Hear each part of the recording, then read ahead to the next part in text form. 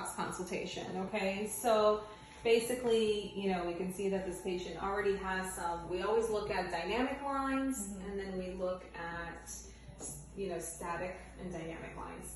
So if the patient already has a line when they're not moving, I usually tell them, hey, even with a Botox treatment, you're going to soften the line, but it might not go away 100%. Once it's there, the only treatments you can do are more collagen stimulating treatments like skin resurfacing, microneedling, you know, laser treatments. You can start using retinol, which is an anti-aging product, which helps with porous textures. It's going to help her with some of the pigmentation here, and it will slowly soften the lines even a little bit more. But we definitely need to keep up with our Botox and the glabella to prevent that line from getting even deeper. So we don't want it to be deeper, okay?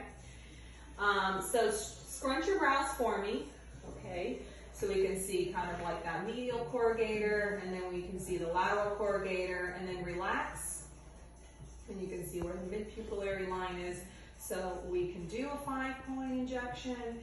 We just want to stay here, or you can do one, you know, a 3-point injection, but we're going to go pretty, we could go a little heavier, you know, 15, 20, 25 units even, somebody like her. Lift up really high. So then you assess the peak of the brows, and she doesn't have a lot of lines in the forehead, so it's really relaxed. But look at all this hooding, right? She has very heavy lids.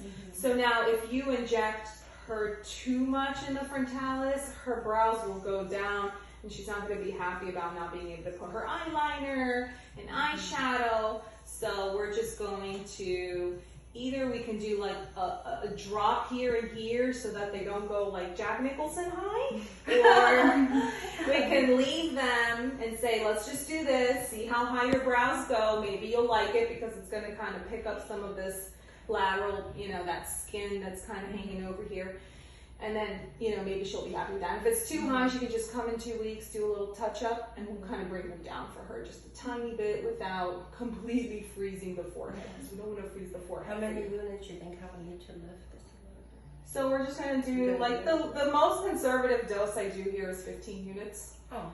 So you can start with that and see how much your brows go up. And how about this? No. So let's smile.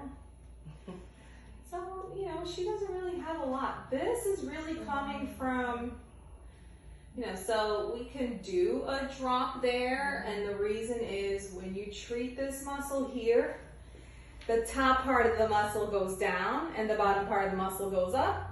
So what you're doing is if you inject a little bit here, it kind of prevents this muscle from pulling down. It stays up. Sometimes it gives a slight lateral brow lift. Very mild. I don't promise miracles. I just said you're going to get a little bit of a lift here, and it just kind of helps that frontalis become a little stronger because there's less things opposing and pulling down. Okay, so you only need to do 5.